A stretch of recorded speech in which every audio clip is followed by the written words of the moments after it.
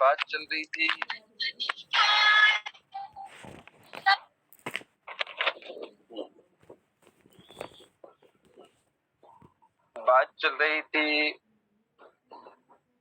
ان الفاظ صریحہ کی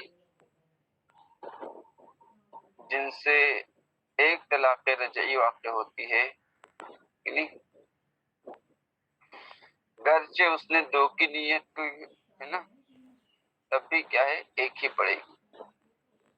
یہ بات حضرت پہلے ہی بیان کر چکے ہیں، لیکن متن میں بیان نہیں ہوا تھا، شرح میں یہ بیان کر دیا تھا کہ دو کی نیت کرے یا تین کی نیت کرے، لیکن پڑے گی ایک ہی، ٹھیک ہے نہیں؟ انت طالقن ہے، انت مطلقتن ہے، مطلق، تو یہ الفاظ جو ہیں یہ طلاق کے لیے صریح ہیں، اور صریح کے ہے نا، صریح ہونے کے ناطے ان میں ایک نیت کی ضرورت نہیں رہے گی، ٹھیک ہے نہیں؟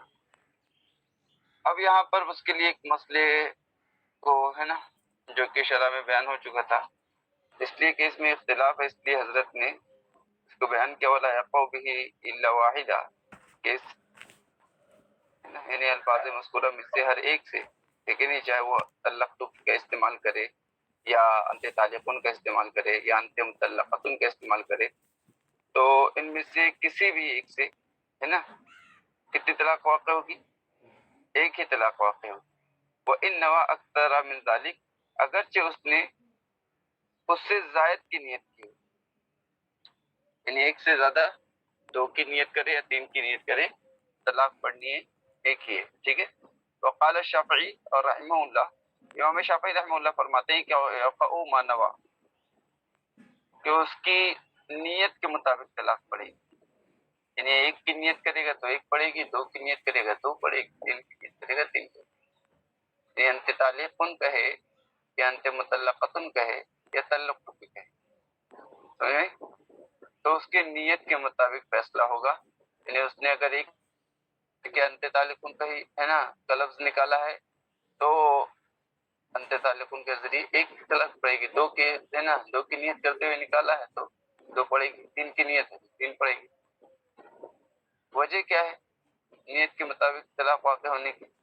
لِأَنَّهُ مُحْتَمِلُ لَفْظِهِ، اس لیے کہ نیت میں جو تعداد اس نے مقدر رکھی ہے، اپنی نیت میں جو مضمر رکھی ہے، جو تعداد ہے نا، چاہے ایک کو، دو کو یا تین کو، یہ جو ہے کہ اس کے لفظ کا محتمل ہے، یعنی جو اس نے الفاظ نکالے ہیں، جو جملہ اس نے نکالا ہے، اس میں ہے نا احتمال کس کا ہے؟ اس کی نیت کا ہے، نیت میں جو تعداد وہ متعین کر رہا ہے اپنی نیت میں، اس کا احتمال اس کے اس جملے میں ہے۔ یہ کیسے ہے؟ کہہ رہے فَإِنَّ ذِكْرَ الطَّالِقِ ذِكْرٌ لِلطَّلَاقِ، اس لیے کہ طالق کا ذکر طلاق کا ذکر ہے، سمجھ میں؟ کیونکہ مشتق ہے نا بھائی، مصدر ہی سے تو مشتق نکلتے ہیں مشتقات، سمجھ میں؟ ان کا کرتا دھرتا ان کے بپا کون ہے؟ ان کی اصل کون ہے؟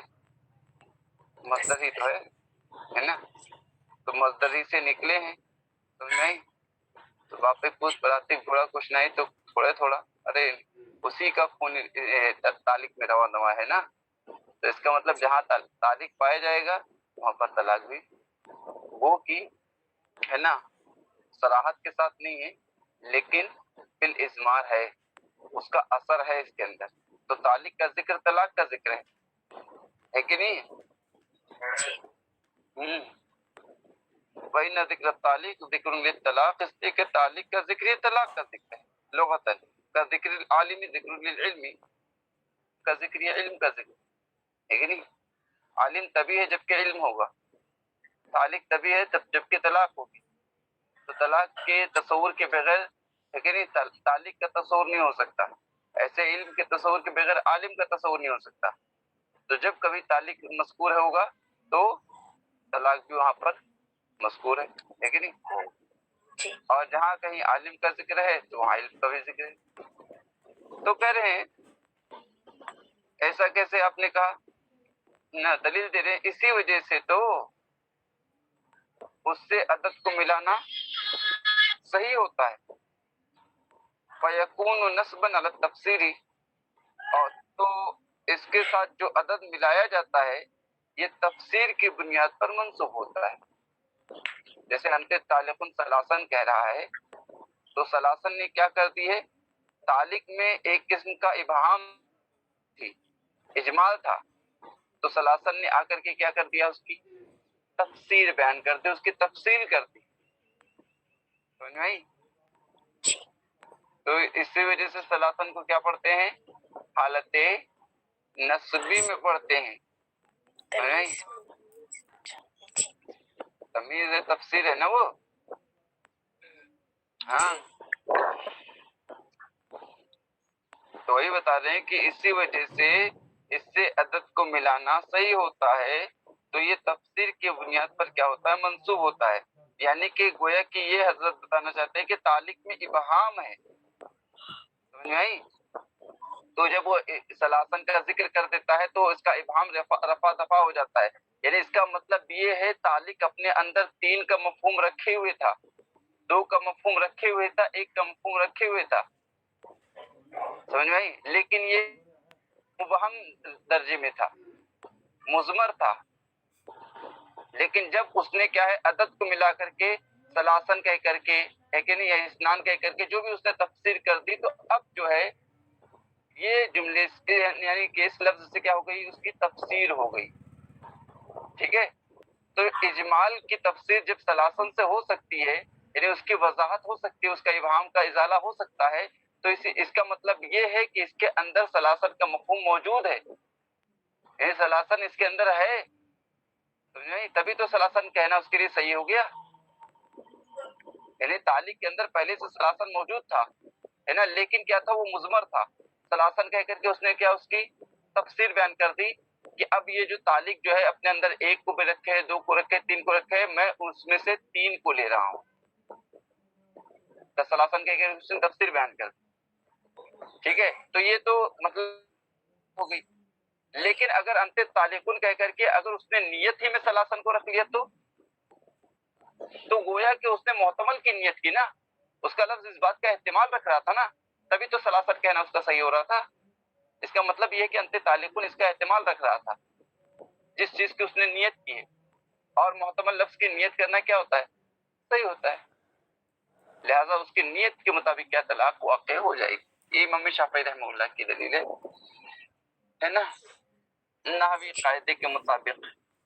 جیسے قرو والا مسئلہ آپ نے پڑھا ہوگا کہ نہیں، نحو کے قاعدے کے مطابق بالکل فٹ ہو رہا ہے، ہونا چاہیے بھائی. عدد مذکر تو معدود مؤنث ہے کہ نہیں، معدود مذکر تو عدد مؤنث ہے کہ نہیں. تو دیکھیے بسم اللہ الرحمن الرحیم. ولنا ہماری دلیل نعت فردین، یہ جو اس نے تعلق کا لفظ نکالا ہے یہ فرد کی صفت، کس کی صفت ہے، فرد کی. سمجھ میں آ رہی ہے؟ اس لیے کہ اس نے ایک عورت کے لیے استعمال کیا ہے، تو جس عورت کے لیے استعمال کیا ہے، جس بیوی کے لیے استعمال کیا، وہ ایک ہے. سمجھ میں آئی؟ تو اس لیے اس نے کیا ہے، تعلق کہا ہے. یہ تعلق جو ہے یہ کس کی صفت ہے، اس عورت کی صفت ہے جو کہ ایک ہے. سمجھ میں آئی؟ کیسے کہا آپ نے، اس لیے کہ اگر وہ 2 ہوتی تو تعلقان کہا جاتا، اور 3 کے لیے تعلق استعمال کیا جاتا. کرتے کہ ایک کو انت تعلق ہے نا، تعلق کہنا صحیح ہوتا، تعلق نہ پڑتا نا، صرف انتما تعلقان انتم نہ توالق. سمجھ میں کہنا ہوتا نا اس کو، یہاں تک کہ 2 سے تعلقان کہتا اور 3 سے کیا ہے، توالق. فلا يحتمل العدد، تو جب یہ فرد کی صفت ہے تو عدد کا احتمال اس میں ہے ہی نہیں.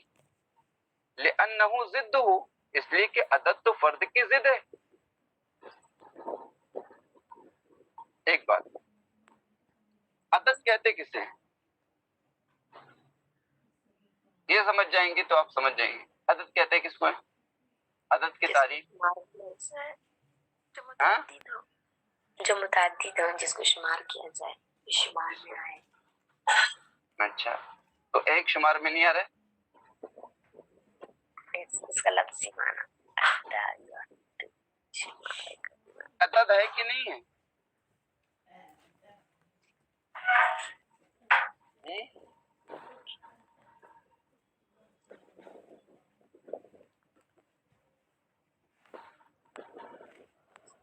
एक अदद है नहीं, अदद नहीं पढ़ता है। तो अदद क्यों नहीं, शुमार में क्यों नहीं आ रहा? अभी बेचारे जिससे मतलब शुमार करना आपने शुरू किया उसी को छोड़ दिया। सोचो, जिसने आपकी इब्तिदा की बुनियाद ही को आपने तर्क कर दिया, जड़ को ही खत्म कर दिया।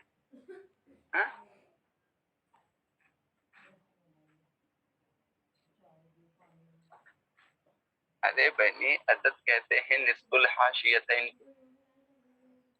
किसको कहते हैं? समझी? निस्बुल हाशियतैन, इसके ऊपर भी कोई संख्या लिखना चाहिए। हाँ, ऊपर भी हो अदद, नीचे भी अदद हो, और उन दोनों को मिला करके हम जब आधा करें तो जो अदद आए वही क्या है, उसको ही अदद कहेंगे। तो एक के नीचे अदद है नहीं ना, ऊपर है, ऊपर है ना उसके, एक से ऊपर दो है, दो से ऊपर तीन है, तो नीचे नहीं है ना, निस्बुल हाशियतैन तो नहीं है ये। लेकिन दो जो है वो अदद है, इसलिए कि निस्बुल हाशियतैन है। एक और तीन कितने हुए? चार। चार का आधा दो। तीन के ऊपर चार, तीन के नीचे दो, चार दो छः, छः का आधा तीन। निस्बुल हाशियतैन हुआ कि नहीं हुआ? ऐसे ऐसे लेके चले जाइए इला गैर निहाया, निस्बुल हाशियतैन नहीं मिलेगा। तो जो निस्बुल हाशियतैन हो वो अदद कहलाता है। एक चूंकि निस्बुल हाशियतैन है नहीं, अदद है, ठीक है। तो एक जो होगा वो फर्दे हकीकी हो, ये वाक़अतन हकीकतन ये निस्बुल हाशियतैन है ही नहीं, यानी इसके नीचे क्या है, कोई हाशिया नहीं है, कोई अदद नहीं, कोई नंबर नहीं है कि जिसको मिला करके हम उसका आधा करके एक को निकालें, नहीं है ना। तो ये फर्दे हकीकी हो गया। और बाबे तलाक में तीन से ऊपर कोई तलाक होती नहीं है, ये फर्दे हुक्मी है। समझ में आई कि यहाँ अब तीन के है ना ऊपर हम नहीं जा सकते, तो इसके मतलब ये हुआ कि ऊपर कोई हाशिया बाकी ना रहा। तो वो की है, मतलब है, ऐसा नहीं कि नहीं है। तीन से ऊपर क्या अदद नहीं होता है, नहीं ना, लेकिन तीन से ऊपर जायद तलाक होती नहीं है कि नहीं। आजाद औरत के ताल्लुक है ना, औरत के बारे में, और अगर वो बांदी हो तो दो से ऊपर नहीं जाती है। तो बांदी के लिए दो फर्दे हुक्मी है और आजाद के लिए तीन फर्दे हुक्मी, क्योंकि बांदी के तलाक दो से ऊपर क्या है, मानी नहीं गई और आजाद के तीन से ऊपर नहीं मानी गई है। तो इसका मतलब ये है कि वहां तीन से ऊपर क्या है, कोई अदद नहीं है, और यहाँ दो से ऊपर कोई अदद नहीं बांदी के सिलसिले में। समझ में आ रही ना। इसीलिए बांदी के लिए फर्दे हुक्मी दो है और आजाद के लिए फर्दे हुक्मी कितना है, तीन। आपने फर्दे हकीकी फर्दे हुक्मी पढ़ा कि नहीं पढ़ा?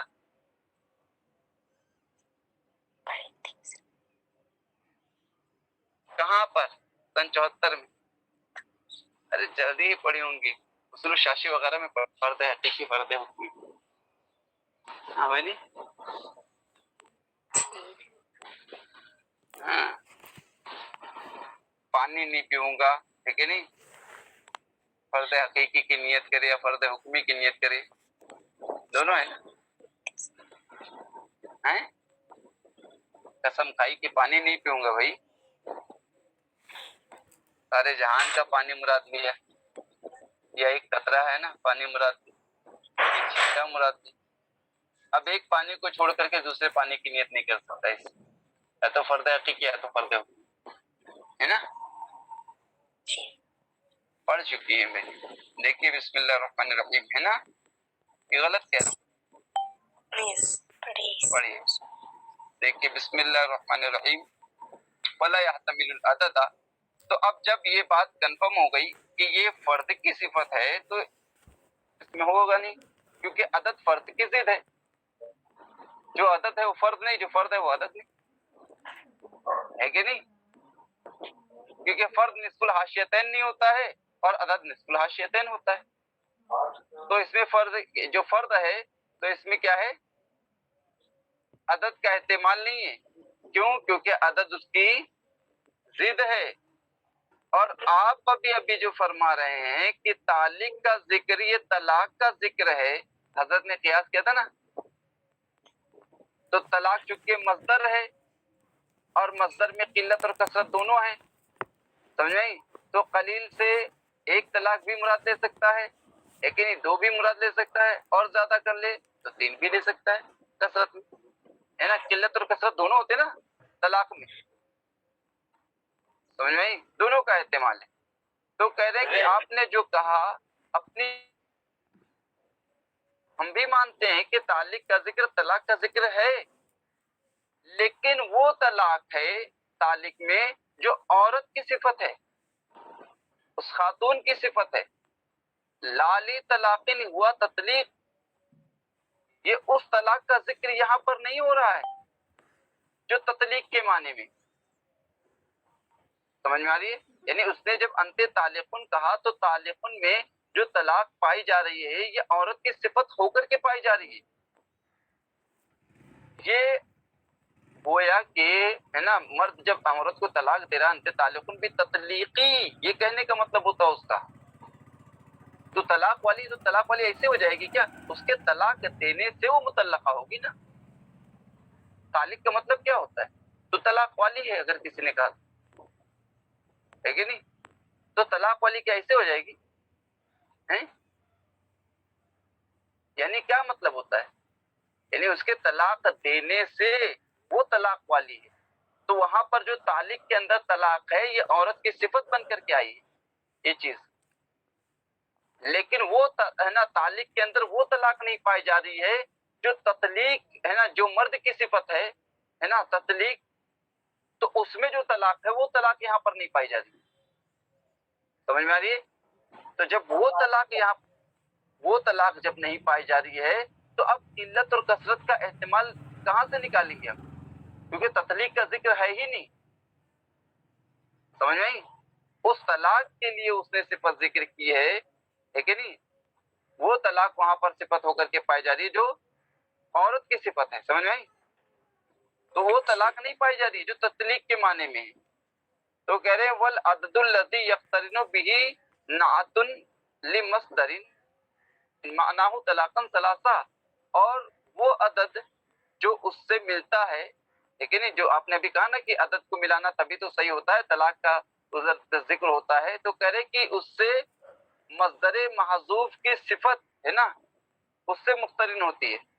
अल्लदी यख्तरिनु बिही नातुन इन्ना नातुन लिमसदरिन महजूफिन, कह रहे कि वो अदद जो उससे मिलता है वो मस्दर महजूफ की सिफत होता है। उसका मानना क्या होता है, तलाकन सलासा होता है।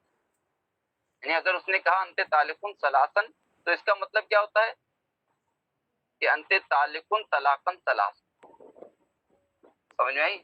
तो अदद जो उससे मिल रहा है सलासन, तो ये क्या कर रहा है, ये मस्दर महजूफ की सिफत है, और ये मस्दर महजूफ है ना, अब क्या मतलब है कि अंते तालिकुन में जो तलाक पाई जा रही थी वो तलाक औरत की सिफत होकर के पाई जा रही थी, लेकिन मर्द की जो सिफत थी ना ये सिफत यहाँ पर क्या है, नहीं पाई जा रही है, समझ में आई?